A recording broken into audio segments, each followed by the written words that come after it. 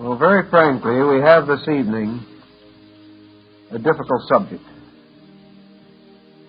Because if we want to be strictly honest,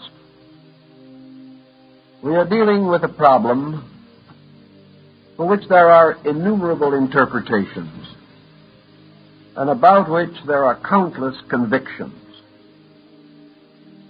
But in order to transform these interpretations and these convictions into some structure that has specific boundaries, form, and outline, is exceedingly difficult. We think of the term self as primarily applicable to the totality of our own being or nature. When the individual says, I, myself, he is telling us, in a strange way, that he is affirming a total nature, a total being, a total essence, and that this essence is the sum and substance of his own existence. Our dictionary falls completely short of helping us because words have no real meaning beyond usage, and usage has never been able to penetrate into these exceedingly abstract realms. We know beyond question of doubt that there is some kind of an existence in us. And in the previous discussions of this series, we have examined various aspects of what we might call the self-syndrome. We have tried to differentiate between various levels of cognition by which we recognize this self in us. And we have more or less come to the final conclusion that that which is recognized is not the reality. Another way where Lao Tzu uses the word Tao to signify this totality of being. He says, the Tao which can be defined is not the Tao. The self that can be defined by the same way is not the true self. We know this true self in some mysterious way because it makes possible the activities of that which is not itself. We recognize it as a mysterious power that confers its energies and resources upon faculties, members, structures, and numerous attributes which are not identical with its own nature, but may be regarded as extensions of that nature.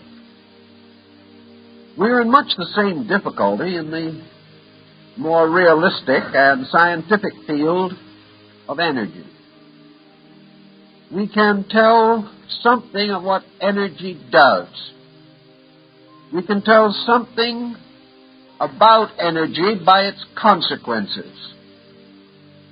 We become aware of the reality of energy by its inevitable presence in all things. Yet we are still at loss to adequately define its own nature. Our ancient brethren used the word life in many cases to signify this strange, vital existence which bestows from itself a certain quality upon all things which are dependent upon it or exist within it.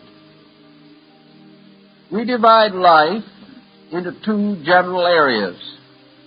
organic and inorganic. We recognize organic life as being clearly expressive of life itself.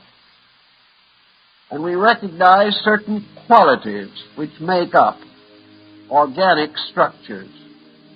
We know that they possess powers of accommodation, powers of reproduction, powers of growth, of assimilation. We also know that within life there must be certain archetypal processes, inasmuch as all organic structures remain true to the essential types to which they belong. When we use life with a capital L, the dictionary tells us it is a synonym of God. When we use self with a capital S, it is a synonym of God. When we use almost any of these great terms of source or origin, such as existence, or being, or reality, or truth, and we capitalize these terms, they become synonyms of deity. Thus, in the end, we unite all of our concepts of value in the concept of divine being. In our present time, where science is inclined to reject theological interpretations of things, it is not common to see such terms as life, or nature, or being, or essence capitalized in the sense that they become synonyms of any form of transcendental creature or existence. However, as we explore into our own natures, we discover that we can remove layer upon layer of conditioned existence, and yet the unconditioned source of existence remains. We cannot say that self is identical with consciousness, or with mind, or with thought, or emotion, or activity, but we do recognize that all of these processes arise within the nature of something. We are unable to accommodate ourselves to the concept that behind this vast structure there is no integrated causal factor. Lao Tzu, who was so astute in many things, used our rather familiar element of water as a means of expressing or explaining life.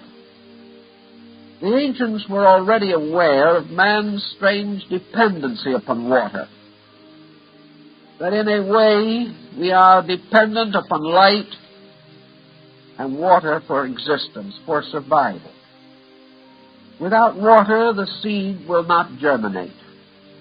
Without water, the soil becomes barren and sterile. And all creatures together are dependent upon this element for the development and survival of their own intricate and contrasting natures. But water is something in common in organic structures. So Lao Tzu contemplated the idea that we could use water as a symbol for a life essence. We know that in the New Testament, Jesus uses this concept of the waters of life, the waters of everlastingness. The Egyptians had the same opinion about it. So that one aspect of life has been the universal diffusion of nutrition, that everything is nourished or sustained by something that can bestow nourishment and sustenance. Yet we cannot say that a life is water. We cannot say that water is self. But in some way we can get the feeling from the symbolism of water that there are diffused energies, powers or principles by means of which organic structures are sustained.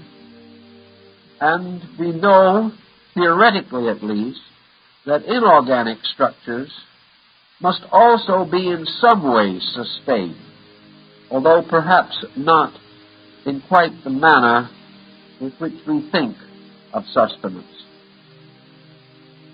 In the Oriental systems, Buddhism and Hinduism, there are certain points of view that are worth considering. Both the Hindu and the Buddhist recognized a certain illusionary kind of existence. They held definitely that the personality or the individuality with which we are aware or with which we are acquainted is not the true self. They recognize that the personality, the individual as he is here in his daily living, is not merely a complete reflection or manifestation of the total selfness behind it.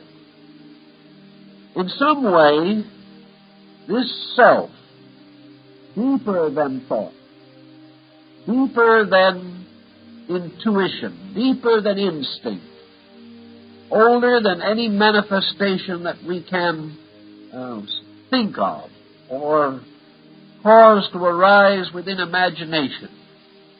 Deeper than any of these things, there is an enduring fact, a fact of aliveness.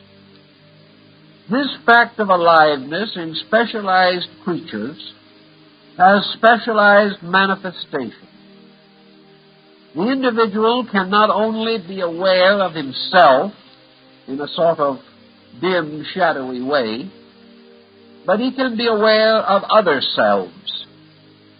He can come to realize that he lives in a world of beings, each of these beings dimly aware of an innate selfness.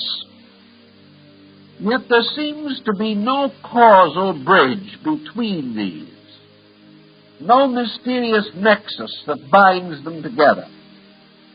In each instance, the self remains recondite, difficult to approach, and separate. We are not able to suddenly become another person. We are not able to share in the internal experiences of other people. We cannot find a point in which consciously we experience our self as the self of someone else, or for that matter, anyone else's self as identical with our own. Vedanta and other Indian philosophies affirm, however, the existence of one self, and that this one self animates all of the different individualities, this infinite sequence of beings suspended from being. These same people affirm it to be mystically true, to be experienced by certain meditational processes, that we can transcend individuality, that we can reach a condition or point in which we are no longer constantly aware that we exist as totally isolated creatures. By meditational disciplines of yoga or Vedanta, the individual seems to experience himself as coming nearer and nearer to a universal reality, subjective, not necessarily distant, but certainly obscure as far as his objective consciousness is concerned. Yet it is very doubtful that even the Vedantic or yogic mystic has ever reached a state of consciousness in which he has experienced an identity with another person. He may have experienced what he feels to be an identity with deity. And he affirms that this identification must inevitably cause him to be one with all other living things. But this identity does not cause him to become instantly aware of his brother's pain. He can intellectually be aware of it. He can experience it as occurring in his own consciousness. But it is something which he himself has fashioned. He can say to himself, I have suffered. I have suffered as my neighbor has suffered. Therefore I know his suffering. And in the quietude of meditation, I can re-experience my own suffering and become intuitively aware that he is in a similar condition. But what he is actually doing in his meditation is creating a sympathetic interpretation in his own nature. He is not actually this other person. He is trying to feel the need of this other person. And if he reaches a high degree of proficiency in this, he becomes an exceedingly compassionate being, with a continuing remembrance of the limitations and imperfections of himself, therefore continually charitable of the limitations and imperfections of others. Thus he may gain a certain insight, which may be termed an extension of consciousness. He becomes acutely aware of other needs, but he is rescuing this awareness from the needs of himself. He is reviving the story of his own pain and becoming capable of re-experiencing it when he thinks of the pain of someone else. But we do not have any evidence or record that this individual, even in his meditation, can actually become identical with another separate existing being. He can be, or affirm himself to be, identical with the source of life. But here again, through the very experiences through which we have passed, this identification is difficult to analyze. The mystical is always almost impossible to examine in the terms of the so-called factual or ordinary or traditional. Yet we do possess something that seems to be capable of being approached, being held in awareness. So perhaps one of the ways we can come nearest to this is trying to retrace or follow in the footsteps of some yogic discipline. Trying to discover, if we can, the nature of that which is the ultimate goal of the human endeavor. We have to affirm that man is finally dedicated to the one pursuit which can ever actually satisfy his insatiable desire to learn and to grow and to know. Man, know thyself. Thus, all other forms of knowledge seem to in some way bear upon this essential search for pure knowing, the knowing of self. If we start then with the Buddhist or Vedantist mystic, we realize the path that he attempts to follow.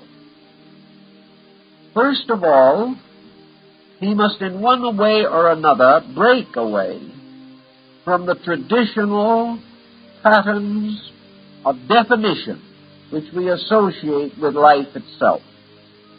If this mystic was bound to the dictionary, he would fail before he starts. If he was bound to the common definitions of things, which are experienced even by his own mind, he could not hope to transcend the ordinary, or that which is truly merely the continuance of the conditioned state in which he now exists. So the mystic in the beginning recognizes the necessity of stepping across from one state of being to another. He attempts to do this first by disentangling that part of himself which he calls the knower from that part of himself which cannot know. He tries to liberate mental energy from mental process. He tries to liberate emotional energy from emotional process. And he tries to liberate physical energy from physical process.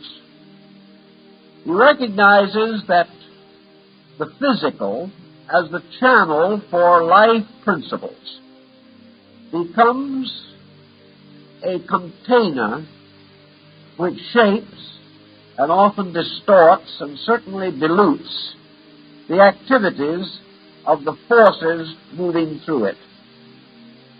So the search for the unconditioned state of being must be attained or must be advanced by the gradual voluntary sublimation of conditions themselves. This is why development or growth can never be merely a formal exercise. The formal exercise will add skill to process, but it will not transcend process.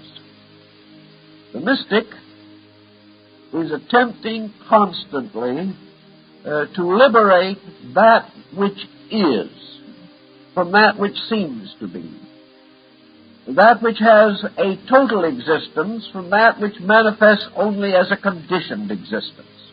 He is out in the quest of the unconditioned, where he knows that the unconditioned must be at the source of all conditioned reflex of every kind, in every level and area of existence. He therefore begins by detaching his awareness in every possible way that he can from its addictions to illusion or fallacy.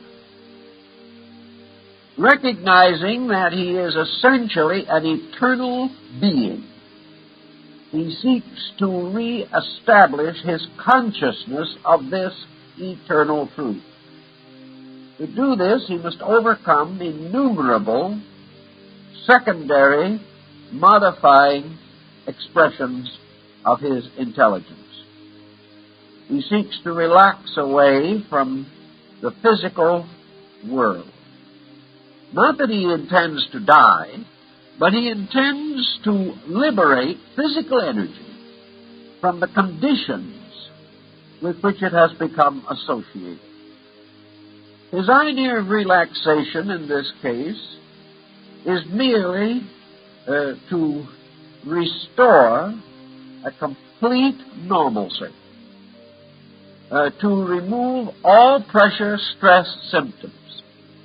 He does this by the purification of his body.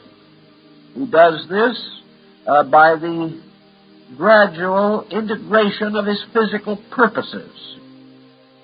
He gradually divides his desires from his needs. He simplifies in every possible way body existence. If this simplification is carried to its ultimate or to a near ultimate, the individual experiences his ability to become unaware of body. This does not mean he neglects it, but it means he becomes unaware of it as a conditioning factor of consciousness. He therefore can, as in yoga, experience the state of existing in space, unaware of body. He is no longer a person with hands and feet, He is a condition of consciousness. The body still exists. He can draw his attention to it at will.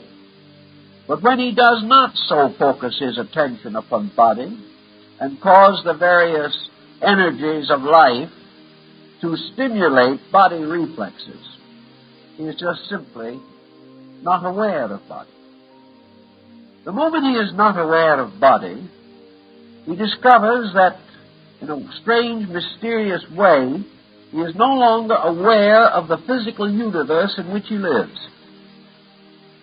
He becomes consciousness inhabiting space. He is no longer aware of time or place. He finds himself timeless and placeless, but at the same time in a place at a time. He then goes on to the next problem of sublimation, and that is to sublimate emotional intensity. He finds that he lives not only in a physical world with boundaries, but in an emotional sphere which also has set and fixed rules, by means of which his emotional energies manifest themselves in traditional ways. He finds desire. He finds self-interest, self-ness. He finds the impulse of ambition or possession. He experiences the immediacy of emotional attitude, pleasure, pain, misery. He experiences his relationship to life as emotional. If something is extremely wonderful, he may experience it with sadness. He may find himself contemplating deity as Dante did and bursting into tears. He finds the emotional equation there. And this emotional equation is a constant stirring up of conditioned attitudes. So he seeks the sublimation of emotions. He seeks to attain desirelessness. Not because he wishes to be less. And this is the problem that the non-mystic is always concerned over. The non-mystic feels that if he does not desire, he is emotionally dead. This is not true. The suspension of desire is in a strange way the fulfillment of all desiring, inasmuch as separate desires rising from a common desiring are insatiable in their demands. But to be relieved of the separate pressures is in some way to become aware of the total meaning of desire itself, to penetrate its conditions and discover the essence or substance of the desire energy. If he is able to quiet his desires so that he finds a tranquility or peace within himself, he then discovers that the world of objective desires, of sensory desires, gradually fades out, just as the physical world faded out when he relieved his consciousness of the burden of body. As his desires go to sleep in meditation or quietude, he therefore experiences the opposite of the state of desire, and that is peace itself. The whole of space suddenly becomes completely peaceful, because all of the pressures which he experienced arose within himself and were communicated to him from within by a subtle mechanism, which we call this process of the machine of the sensory perceptions. These perceptions work from within and from without. So if the mystic or yogi is able to quiet desire, he lives in a universe of quietude, a universe of peace. But this is not his end. he must go one step more at least, and that is he must find some way of sublimating the mental process. Now, this is the most difficult, naturally, because we have only the mind with which to achieve this sublimation. Yet the mystic is convinced that mental individualization also sets up conditioned existence. That as the individual thinketh, so is he. That the mind is subject to its own peculiar intemperances and intolerances. One of the problems that the mind is always facing is this desperate process of rationalization. The mind, in order to accept, must be able to make the objects of its acceptance reasonable to itself. The mind, therefore, sets up a kind of censorship, and it demands answers. In a way, probably, the scientific thinker is the most complete flowering of the pure process of mind. For philosophy represents mind combined with certain deeply emotional factors. But in pure science, the search for pure fact, a search using only certain standardized means which have been set up as categories of procedure. This is the mental way of doing things. The mind must find explanations. And it must find explanations in terms that are comprehensible to itself.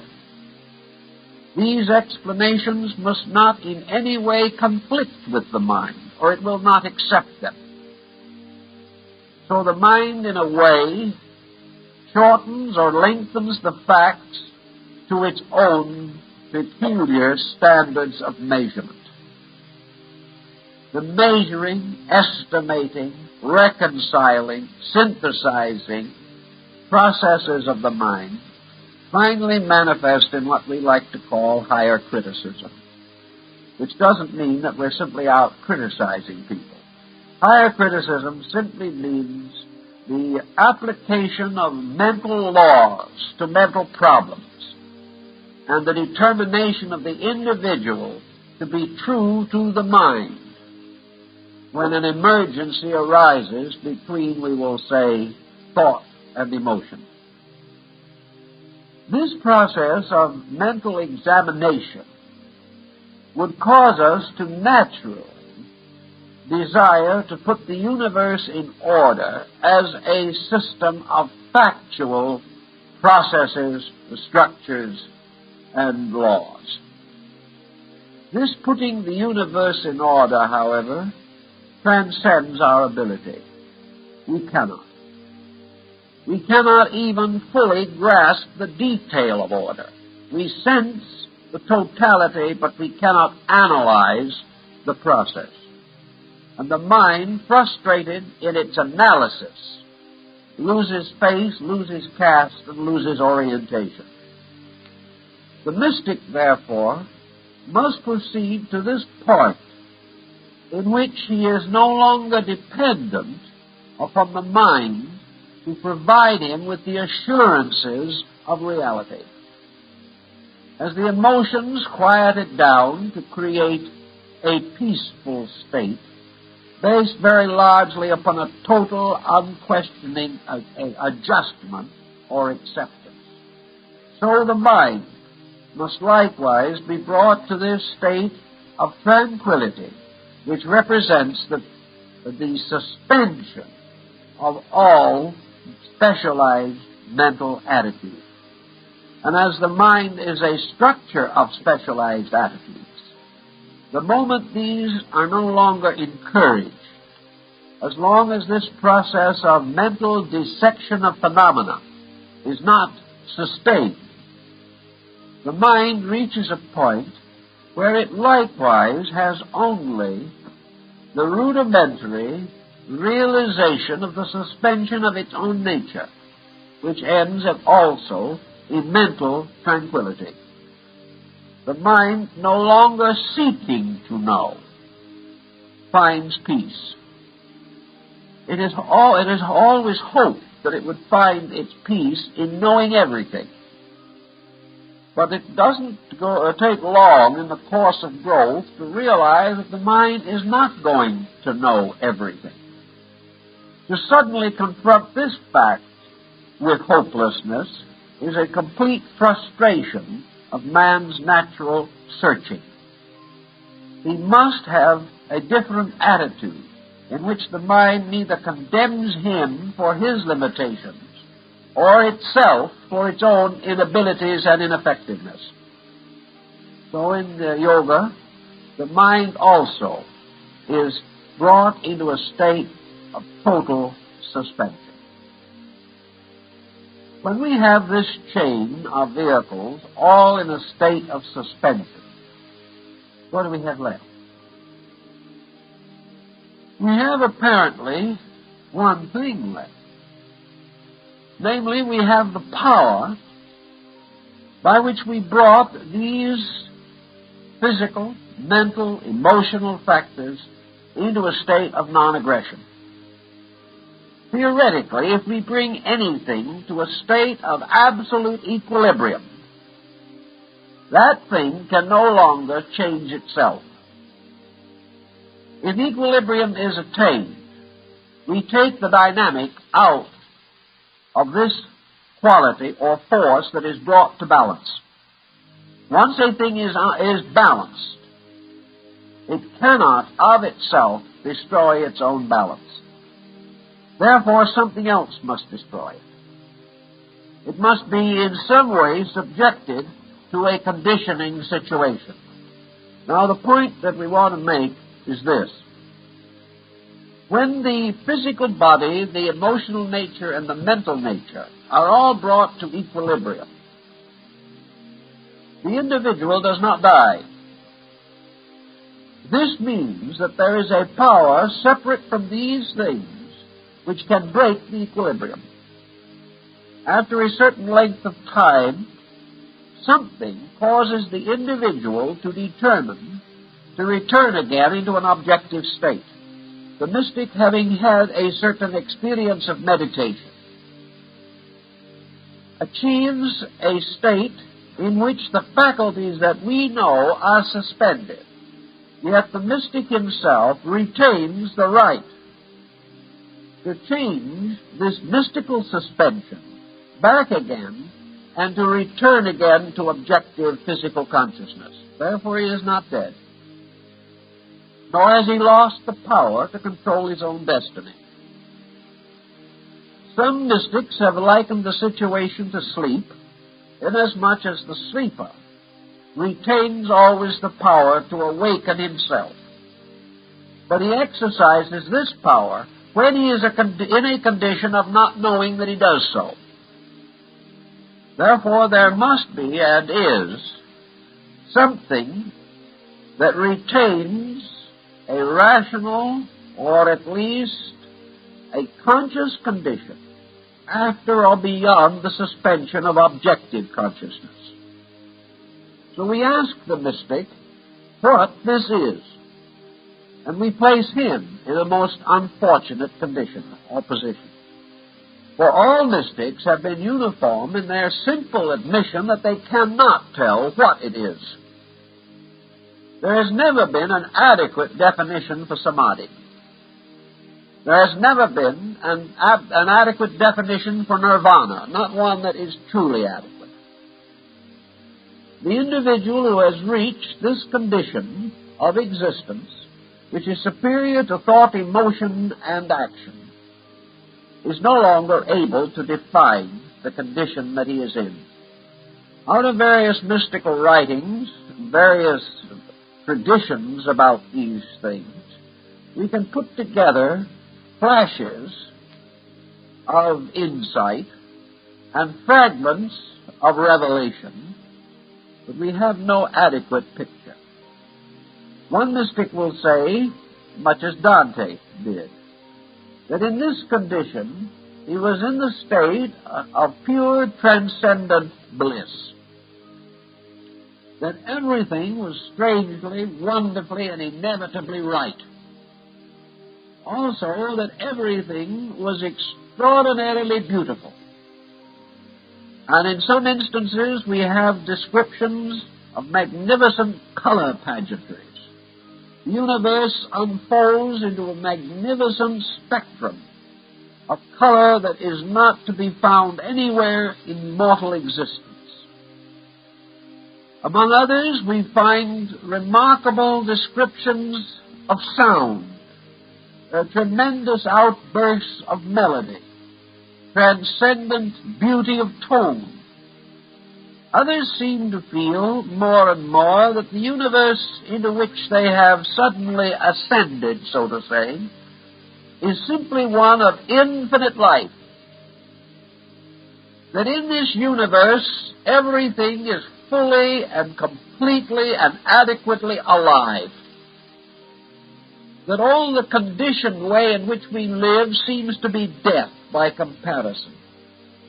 The individual is without weight, without any sense of limitation or restriction. He is without the experience of the need to come or to go. He does not sense any requirement as peculiar to himself whatsoever. He simply is abiding in a perfection, a wonderful, colorful, iridescent wonderfulness. As he proceeds in this thinking, the mystic, who is by nature inclined, obviously, to piety, has the further sensing or experiencing within himself that in his spiritual bliss, in his absolute transcendent ecstasy, which carries with it no obvious or material pressures, no exhilaration or exuberance as we know it, but simply an absolute peacefulness, an absolute sufficiency, satisfaction of everything. And in all this, there is also this inevitable sense of the nearness of God. That in some way or other, this incredible peacefulness is God. That this wonderful, eternal lifeness that experiences neither beginning nor end is God. This complete acceptance of life is the complete acceptance of God. And suddenly the person is aware that this universe and all that manifests here is in some way in the keeping of an infinite sufficiency. That this sufficiency is a diffused aliveness. But the mystic also pauses in these contemplations and asks himself, or will be asked by others, in this state of apparently complete and inevitable unification with the infinite, how have you been able to preserve this record of your relationship to this ecstasy? What has experienced the ecstasy? What is it that has stamped the mystical experience upon you, so that when you return again to a common kind of existence, you find yourself inwardly filled with a continuing, lingering memory of this experience? This mystical experience happened to something. There had to be a cognition of it, or you could not have known it at all. We do not have a mystical experience that actually and factually ends in oblivion. We do not have the mystic finally say, I just wasn't anymore. He may say, I no longer exist, but he says it because something continued in him which permitted him to affirm his own non-existence. Thus, even though we go to the very depth of the mystery, we come finally to the point that Buddha makes, namely that all experience, human or divine, is possible only because there is something that can experience. And in the highest mystical experience that we know, which is the total sense of identity with God, there is still something that experiences this identity and is able to bring it back into a conditioned state, if not completely, at least partially. So we cannot simply go to the so-called boundaries of mentation or any element of our own nature that we can conceive of as ultimate. And having achieved this, assume that this ultimate is then a step into non-existence. This presents a very interesting and curious problem. It presents us with something our own minds are not capable of truly estimating. Therefore, we can only talk about things. We can only talk around experiences. But from those who have made the journey and have had the experience, we do have two evidences of importance. First, that they have come back. Therefore, they did not cease. That which ceases utterly does not come back. Furthermore, they have brought back some record of a condition of consciousness beyond our own. And this means that there had to be something that could experience and record this condition. It could not be diffused into space alone and come back again as a personal experience experienced by a person. Buddha probably came as near as anyone to attempting to bring this matter into orientation. He held it to be inevitable that the so-called self-nature of man exists on three levels. The lowest of these levels is the personality with which we are generally confronted. The second of these levels makes up the entire psychic or subjective organism of man and carries man to the highest apex of an existence which has been conditioned by external factors.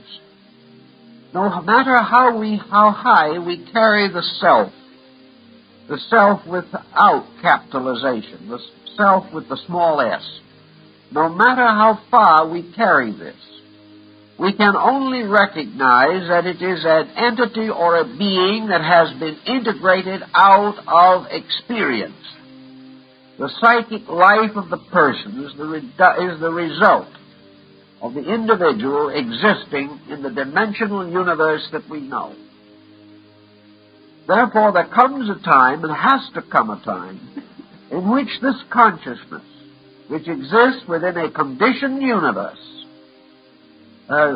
can be brought to whatever perfection or completion is natural to itself.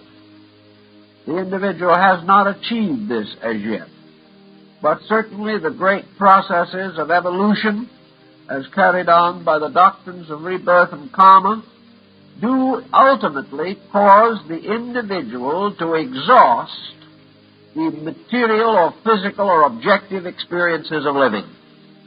Theoretically, he must come in the end to the time in which the mind, which is a product of the reaction of sensory perceptions and their objects, receives the fullest allotment of power of which the mind is capable of receiving. Thus the person achieves the infinite measure of personality. He comes to the condition in which he is as nearly a complete person as he can possibly be. This person is an internal person. Theoretically, it is the self-knower. It is that which knows the self with the small s. And up to the present time, in our general thinking, we have never gone beyond that point. For the reason that To go beyond this means to cut away from landmarks which have any tangible value. The moment we leave the world of conditioned existence, we leave the self which has been created by the experiences of conditioned existence. The mind is a conditioned instrument, a product of conditioning.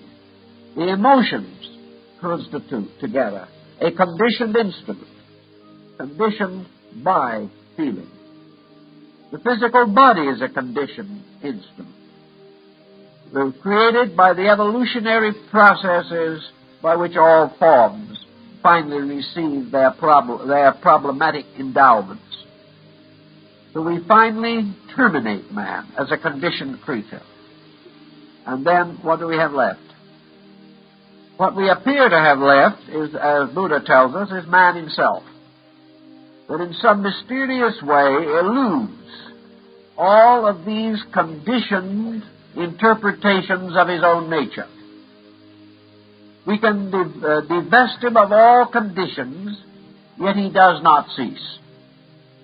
We can take away from him all attitudes, yet he does not die. We can gradually cause the suspension of every faculty, emotion, thought that we know of. And yet the individual, relieved of the pressures of all of these, does not totally cease to exist. This has to mean only one thing, that there is an existence completely superior to embodiment. An existence which is not embodied. An existence which is not involved directly in any of the involvements of condition. If this were not true, then man, developing his own resources, would ultimately come to the point where he could use resource to transcend the mental, emotional faculty pattern and retain rational awareness. This he cannot do.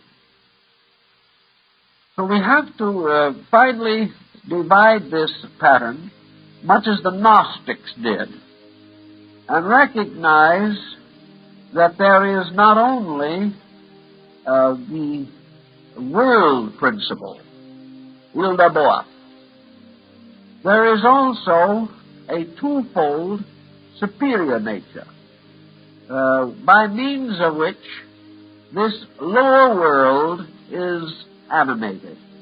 The Gnostics, in one school at least, called this upper duad of factors Anthropos and the son of Anthropos, the man and the son of the man.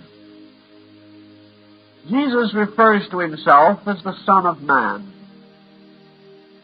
And perhaps here we are in the presence of a further symbolism. For what we generally call the highest part of man himself seems to be this psychic entity, this mysterious causal root of our own experience. So that somewhere at the summit of the experience of ourselves is the sense of the blessed experience of virtue, the experience of all things in their noblest and in their best. And these things thus become, so to say, the fabric of our highest psychic or soul consciousness. This could well be the idea of Anthropos, the son of Anthropos. This is that part of man's existence which brings him as near as he can come to that existence which is beyond him. Perhaps another way of approaching it, much again in the Eastern theory, is to say that in addition to the inorganic form of life, which we see around us, and the organic form of life to which we belong, there may be a third form. This third form, which is distinct and different. This third form, which can be a truly super-organic existence. An existence, however, that does not imply merely the pressing of the organic up to a higher level. There may be a level that is transorganic, that has a complete existence apart from the two that we recognize as the kinds of life which fill the universe. There may be a third order of life. This third order of life could be as different from the lower as the two lower are from each other. It could represent an entirely different kind of existence, a different dimension of existence, making use of faculties or powers or energies or principles beyond anything that we can even imagine. Buddhism takes this position, particularly the Northern School. It affirms that primarily that when man attains to the summit of the small self, when he comes as far as he can come toward the totality of his own experience of himself, he suddenly comes to a point or condition in which there can be no further such experience. He is then confronted with a dilemma, because beyond this point in which his own mind, being refined to its greatest possible degree, the mind is no longer able to even conjecture upon what is next. It is no longer able to bring any shadows of rationality out of this mysterious abyss of that which lies beyond itself. Yet the mind can only assume, therefore, that that which is utterly beyond its conception does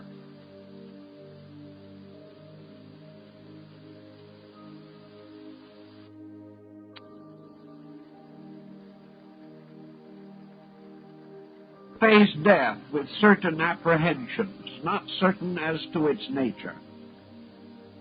But by wisdom we gain a strange confidence over death, as expressed by Jesus and Socrates, and expressed perhaps by little people more than we know. The individual who labors quietly, giving his life, spending it in the service of others, moved perhaps by need or emergency to a gentle kind of martyrdom that we will never really appreciate. The majority of human beings, though they do not understand death, are not afraid to die. What perturbs them is the long, sometimes difficult process of dying. In the same way, man moving toward the void, in the mystical sense, is not moving towards something utterly contrary to his nature. He is moving towards something for which the entire existence in a conditioned state must have been preparing him from the beginning.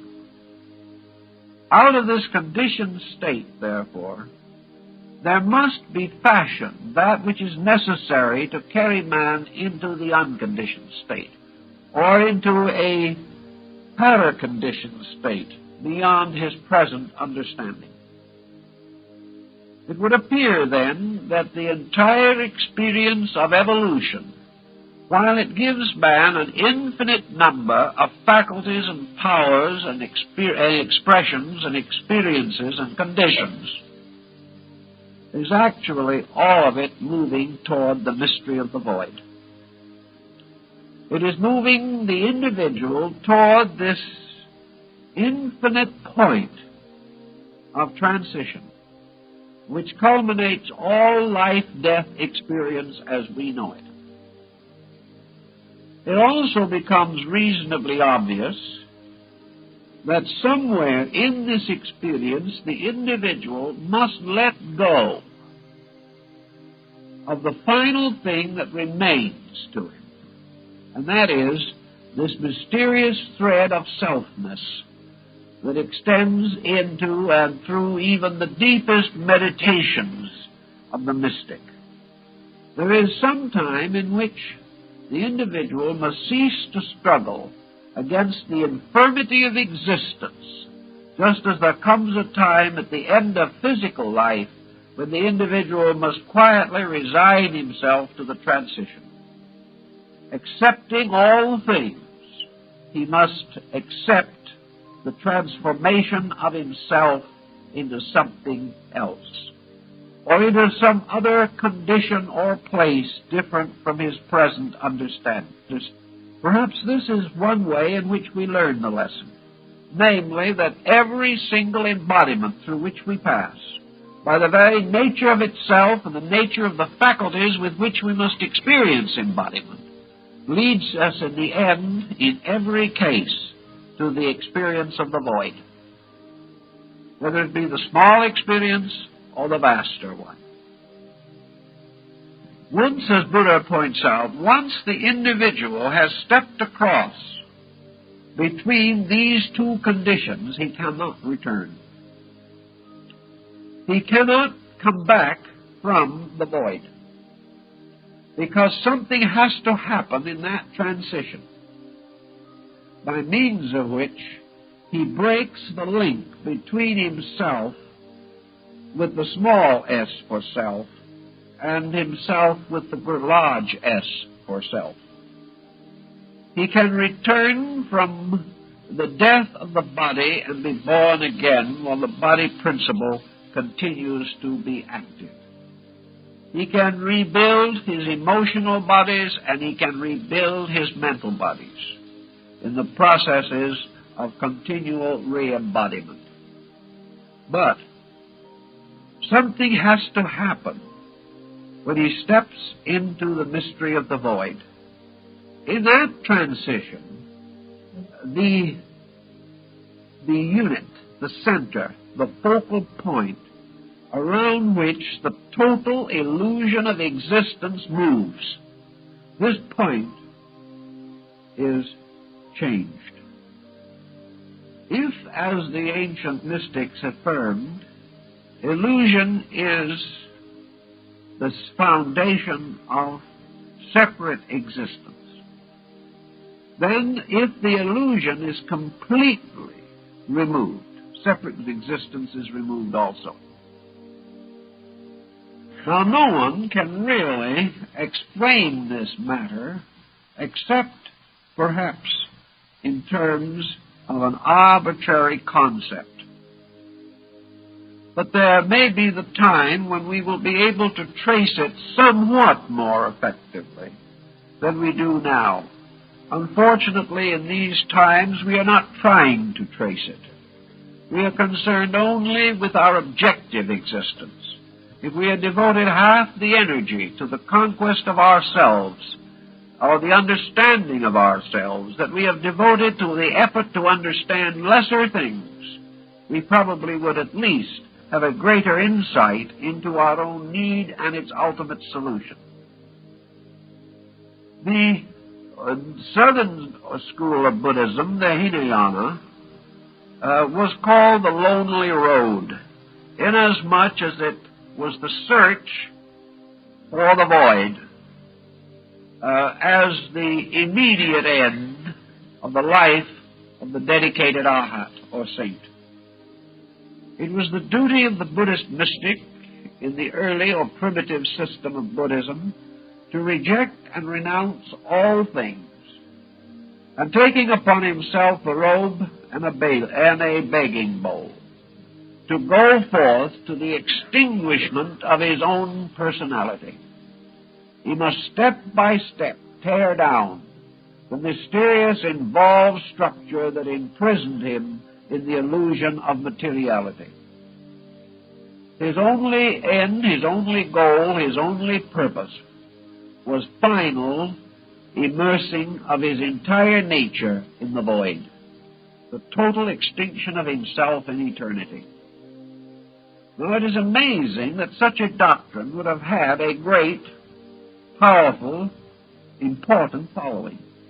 For it seems to be the most complete fatalism that is imaginable. How was it then that millions immediately rejoiced at this idea? The only answer to it has to be that somewhere within the deeper part of man there was the realization that this was true.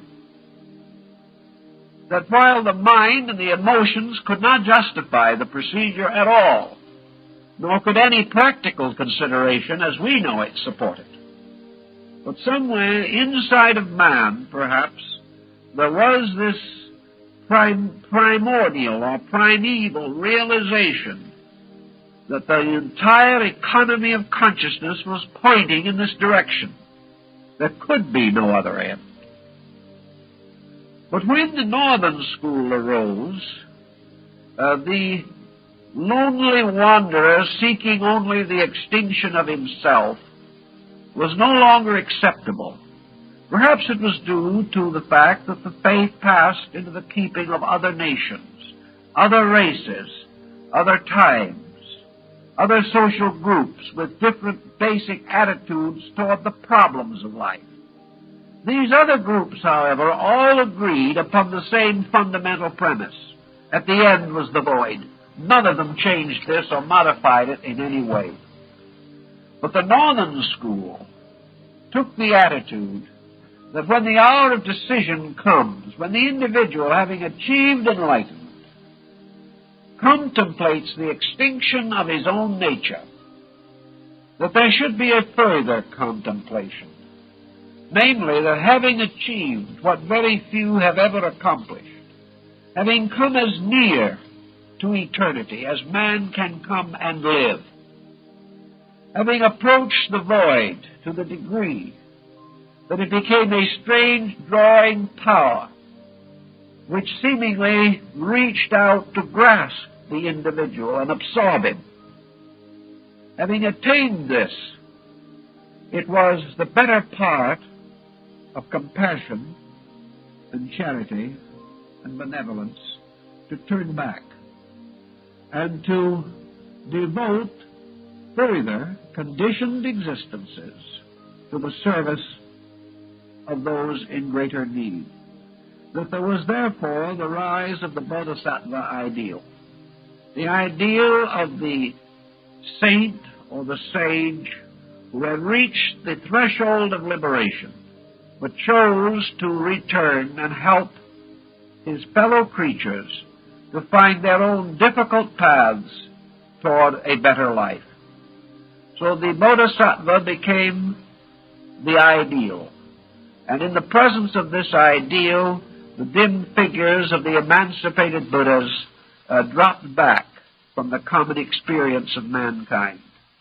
And in their place were the radiant teachers, those who had sacrificed eternity to labor for a while in the fields of time. This concept did not change the end, but it changed man's attitude toward the void. It changed his attitude toward the end of his own purpose. There was something in the old Hinayana that was selfish, man madly dashing after peace. And in the Mahayana, it seemed, at least to many northern nations that perhaps were more genuinely optimistic than southern India, it occurred to them that this was the better way, that the individual always had that choice, even as the yogi in samadhi has this choice. There seems to be a time or a point in which he can choose to go on or choose to come back. And that if he is a great lover of mankind, a great unselfish being, he will come back. Because of all men, he is now best fitted to lead others to the consummation of their needs. Thus, the decision at the edge of the void became a very important philosophical principle. That the individual either passed on into silence or returned. At the apex of this point of growth The radiant figure of the bodhisattva, however, stands not as an emaciated, emancipated ascetic. The bodhisattva does not seem to be denuded of everything. It is not a struggling spark about to expire. It has not about it this sense either of exhaustion or of futility or of the utter renunciation of everything. It doesn't carry this impression at all. In both the northern and southern school, the saint, standing at the threshold of the Mahaparinirvana, stands splendidly there. He stands mysteriously robed in grandeur. He stands in the vestments of sanctification. He is a glorious being, even though this glory is grounded in a complete humility so far as self is concerned. This very humility has enhaloed him in a magnificent way. He becomes the object of the greatest religious art of the East and West. The truly sanctified person is splendid in wonder and in greatness, yet bows humbly in the presence of the truth it serves. So, whatever lies beyond the bodhisattva, the radiant image of graciousness, compassion, love, fellowship, peace, whatever lies beyond can scarcely be less.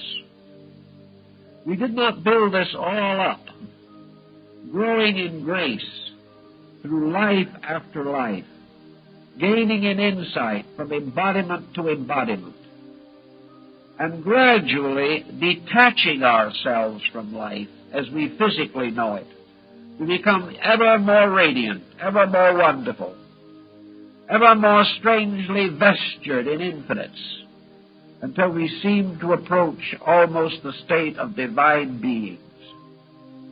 Nor can we so envision from the subtle depths of our own nature such transcendency, unless there somewhere in the universe is a fact pertaining to it.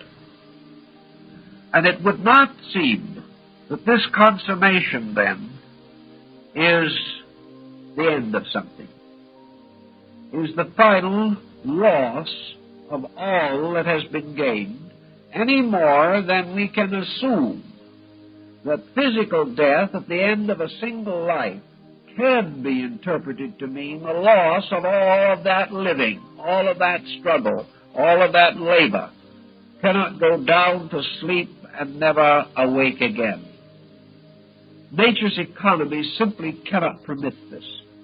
Nature's processes do not justify it. Nature's own procedures are such that the fact of an immortal existence is forced upon us by the common experience of life. We need no miracle to press this into our consciousness.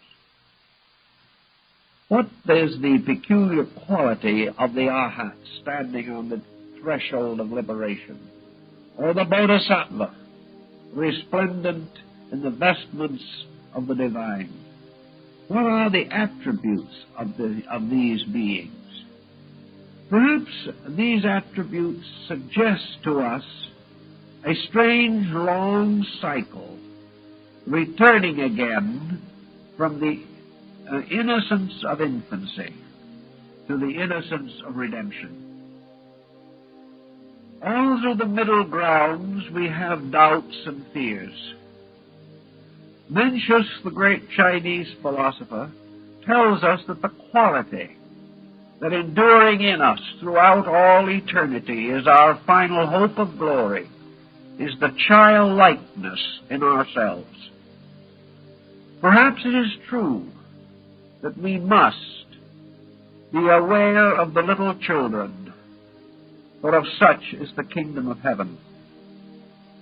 I think the peculiar quality that we sense or experience in the artistic representation of these semi-divine beings, who represent only the attainment of a higher state within ourselves, that the qualities of these beings is a gradual reorganization of consciousness. That consciousness has gradually moved from the self-centeredness of mortality to the selflessness of immortality. Therefore, perhaps there is the self-centered self, and there is also the selfless self. Perhaps what we are trying to realize is that this step across into the void is actually merely the continuance of a way of consciousness that we have begun to develop here, but that when this degree or way of consciousness reaches its maturity, we depart from here. That all we have here is a kind of growing up of consciousness. And when it is mature, it departs into the void. That when things have reached their fullness and their ripeness, then they vanish behind the veil which divides the mortal sphere from the paranirvanic region. That everything grows up and vanishes. That when our virtues become as perfect as we can make them, when our wisdom is as absolute as potential possibilities here permit, then we move on. We move on into an entirely different dimension of existence. And in that other dimension of existence, there must be another dimension of self. The fact that we have this experience also means that at some time remote, at some way remote, this other dimension of self must also have been part of our primordial equipment. That it was this other dimension of self that precipitated the self with the little s. That in some way, after a certain time, we return again to that condition from which we departed. We return like the prodigal son to his father's house. We return again in this strange cycle which carries us into the darkness, through the great circle of the nirvanas, and finally brings us back again to the threshold of the causal world, the world which we cannot express or cannot explain here. This is essentially, then, the concept that when we have finished here, we are starting somewhere else. We are not starting in the sense that we are beginning again in the strange physical darkness which marked the dawn of man's mortal existence, but we are moving into another condition in which we have to have an entirely different group of instruments. Whatever that condition may be, the eternal principle within us must create another kind of self. It must create another kind of conditioned being of some nature to function there. We cannot assume that the paranirvana simply means the universalization of our energy. The void becomes symbolic of the great sea of Maya or illusion on the one hand, but it also becomes symbolic of Tao, which in its own nature is the very substance and life of God. Now we call that which is beyond the void God, not because actually we are sure of this, but because we have run out of conditioned existences with which to associate the term. When we come to a point where all effects cease, and where we can only dimly perceive one abstract cause somewhere, that abstract cause has to be God. We can go no further. And God still remains the word to sum up our own unknown, the unknown of existence itself, which must be there, but which defies any definition we can ever bestow upon it.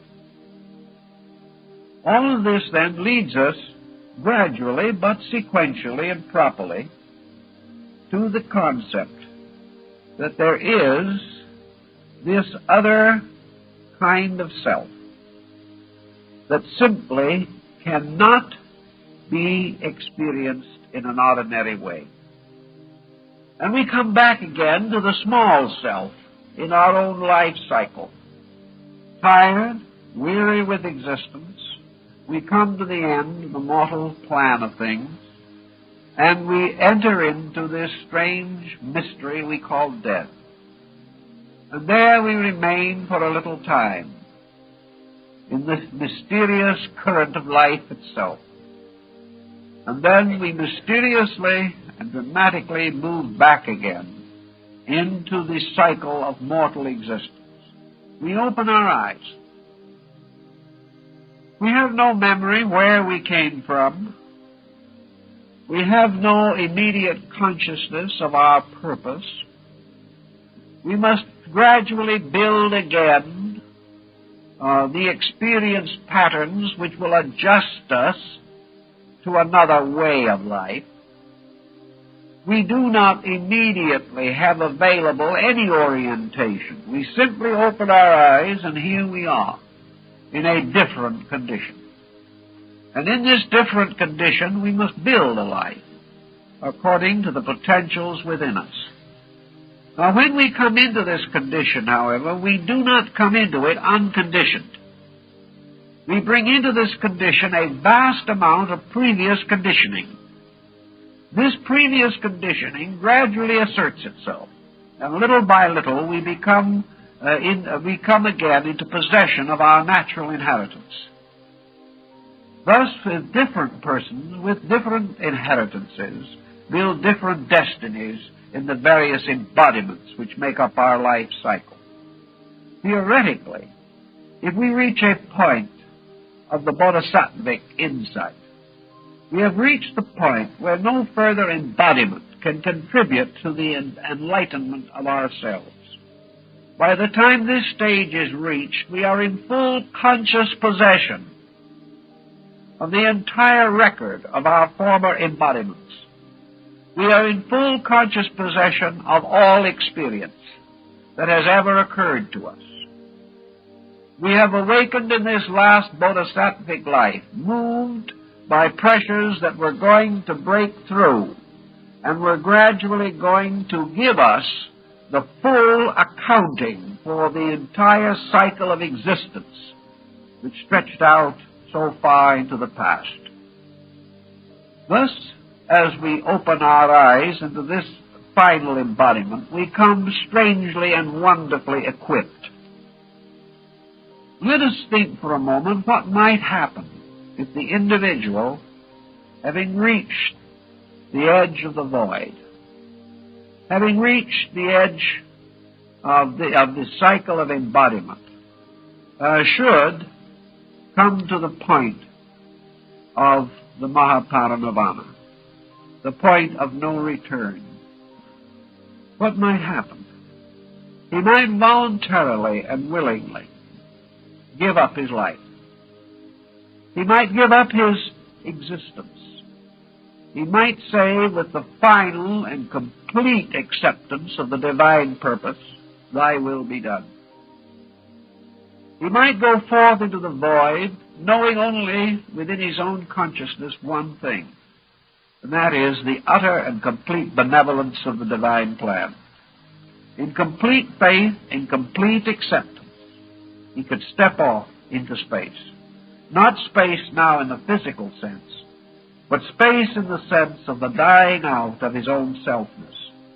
He could experience the only ultimate death he could know, the death of that thing which knows that life exists. He can make this step. From this point on, nothing can be known about this being, at least nothing that we can ordinarily perceive. But what happens to this being? Is it possible that in that moment a new order of life opens to that being, that it is born into a different dimension, that it begins in this new dimension with this fullness of experience that it previously had. That with an entirely different sense or set of factors, it could evolve, unfold, mature, and enrich without the existence of selfhood at all. Selfhood implies something. It implies an environment pressing in. It implies an internal inadequacy, struggling to survive. In the case of these beings, such cannot exist. Therefore, there has to be the kind of self that is not invoked by striving. There has to be the kind of a self that doesn't have to grow as we know growth. There may be other forms we know nothing of. But if this self steps into this vacuity, this emptiness, if Buddha's position is correct, it simply steps into a higher dimension of existence. In so doing, it reveals a higher dimension of its own nature. And for our purposes, and because of the way in which we are endowed, this new level of self would be a capital S. It would be in relation to us, because it would represent man's identification with the divine. We don't really know what such a statement means, but we affirm that it does mean that the individual comes into identity with the state of God rather than with the state of man. That this identity in the state of God is another level of eternal consciousness. That the individual has lifted himself from deity to the thinker, to deity, the conscious being. And that these various conditions of deity become great worlds in which processes and cycles of evolution take place. So the step across from the little self to the greater self has no necessary implication of actual annihilation. It has only the implication of the final breaking up of an attitude, which attitude is not necessarily real and is certainly only valuable in a world such as we inhabit. So there could be an entirely different type of existence. An existence as strange to us today as our existence might be to the worms. An existence which they cannot even conceive. Man cannot conceive the life consciousness of little things. He cannot understand or share in the life of the countless forms of organic existence that surround him at all times. They are too small, too difficult, too distant in quality. These, in turn, cannot understand man. Their problems, their existences, are entirely with a different focus. It is quite possible that these different levels do not end with man, but that as man is above other levels, so there are other levels above men, and that all the mysterious zones and spheres of ancient cosmogony would well represent the extension of a universe of consciousness, and that in this universe man evolves certain natures. In our material world, he has involved a peculiar central focus, which he calls the ego. Evolution has given him up to this time an intensive concept of I amness. It has caused to emerge from all the mysterious chemistry and alchemy of his own processes this concept, I am I. This sense of central being. We cannot define it adequately, but we certainly experience the sensing of it. There might be another kind of existence in which there is no precipitation of a centralized being, no need for it. But rather, instead of a centralized being, we might participate in the experience of a generalized being. Yet this generalized being might not mean a diffusion of ourselves by a strange adulteration in space, We might not simply disappear in some strange, abstract, fluidic essence. It is perfectly possible that the individual can have a motion towards a complete generalization of consciousness that can be just as valid, just as real as the concentration of consciousness. That seems to be Buddha's point of view, namely that what we term the extinction of illusion is the end of something that we believe to be real, but that it has nothing to do with survival per se. It has only to do with the survival of our own attitude towards survival. If this attitude changes, if this attitude ceases, then we face an entirely different challenge of survival. But the loss of the instinct to remain as we are does not necessarily imply that the only alternative is extinction. What perhaps we are really faced with is the motion from a negative state in which ignorance presses us toward a state of consciousness. So that what we are building up, what we call trial and error, is merely a pressure due to ignorance. That the individual is inadequate. Therefore, he depends for his growth upon the pressures of circumstances upon him.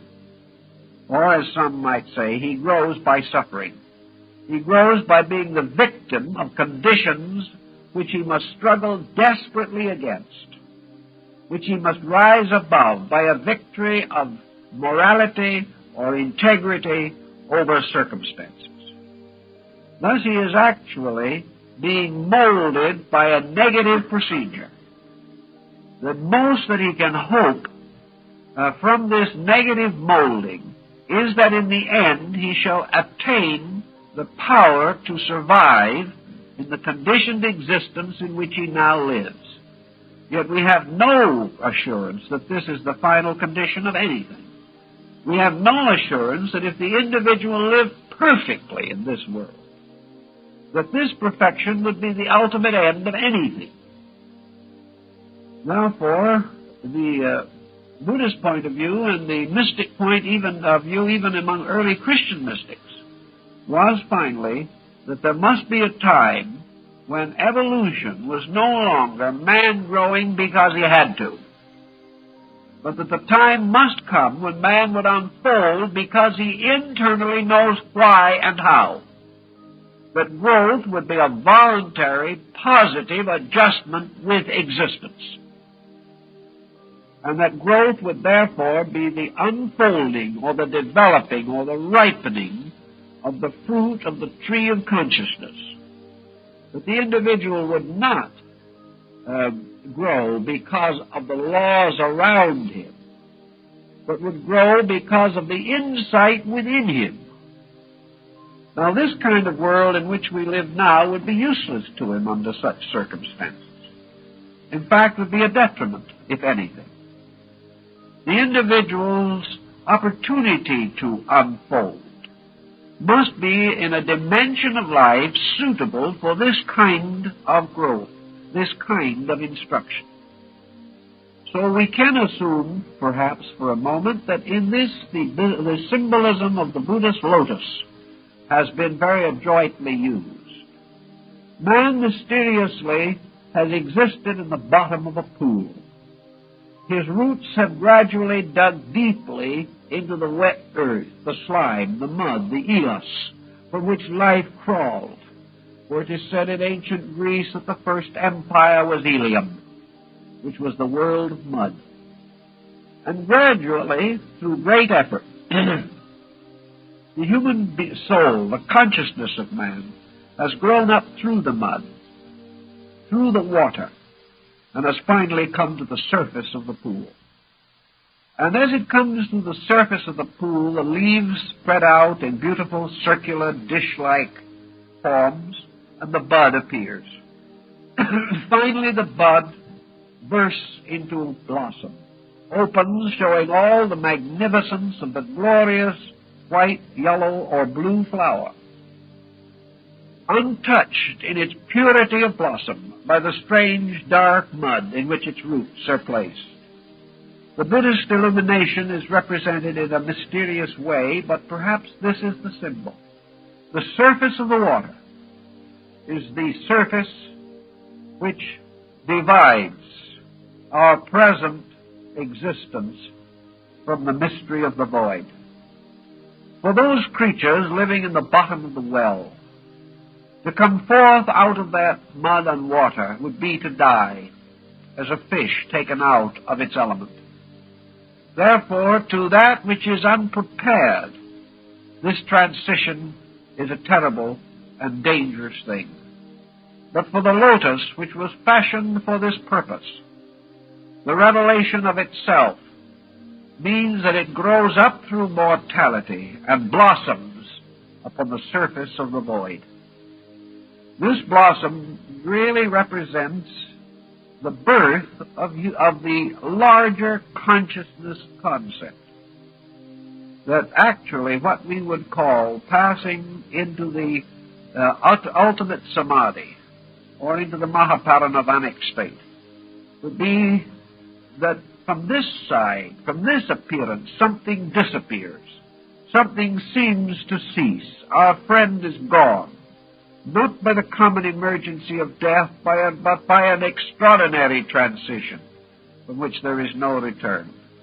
But above the surface of the void, a different perspective might show that at that moment when this thing seemed to cease, above the blossom opened. The being came into flowering in a world suitable for flowering, which is not this one. For in this world, things seem to flower, but they nearly always die before the blossoms are perfected. So in this other concept, the flower bursts forth into its true bloom, into its true fruitfulness, only after it has risen into the void. This would be the Buddhist concept pretty clearly stated. That in this opening of the lotus bud into the flower, another self, our sattva, is revealed. This is perhaps even more than the bodhisattva. This is the perfect Buddha. This is that which has finally transcended this condition and come into an entirely new dimension of life. Somewhere in this upper dimension, which we call the unknown, and which is merely our name for the void, somewhere there must be the foundations of consciousness, the foundations of self, the foundations of being. And the creature never knows this potential locked within it.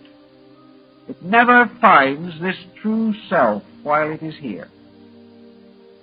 But when it reaches into that world, which is the abode of a better self than it has ever known, then that better self manifests its own nature. Whether this is a final manifestation, we do not also know.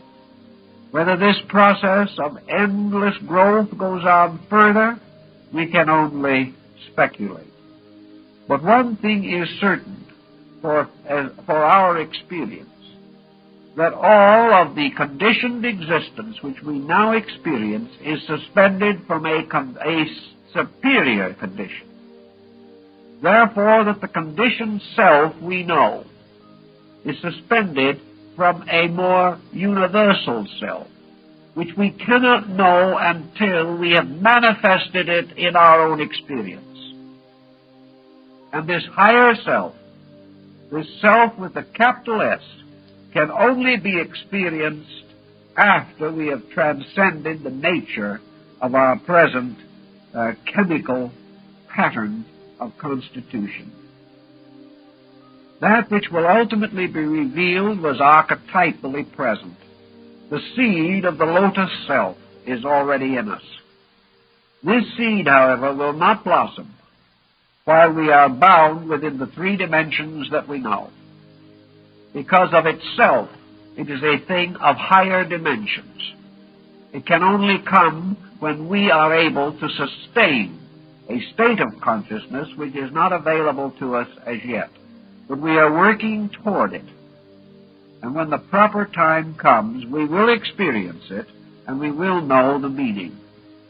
We will then realize that this self, in some way, is locked within the seed of the present self, but that this present self must break asunder, releasing the life within it. For unless the seed die, surely it shall not live again. Thus is written in the Scriptures. Therefore, unless the self, which is the seed of our immortality, is planted in the earth, unless it dies symbolically, this other superior thing cannot grow out of it. For the lotus upon the surface of the void is surely locked within the seed of our present imperfection. We transcend imperfection, and in so doing bring this larger self-glory into its state of blossom. These are only words about things, but about all we can do is use words and hope that in some mysterious way these words have essences which touch the primordial convictions of our souls, and that in some way from these words certain consolation, certain contact with value will be at least suggested. This is about as far as we can take a very abstract subject, so I think it's about time to stop and let everyone go home. And thank you very much for being with us for this series.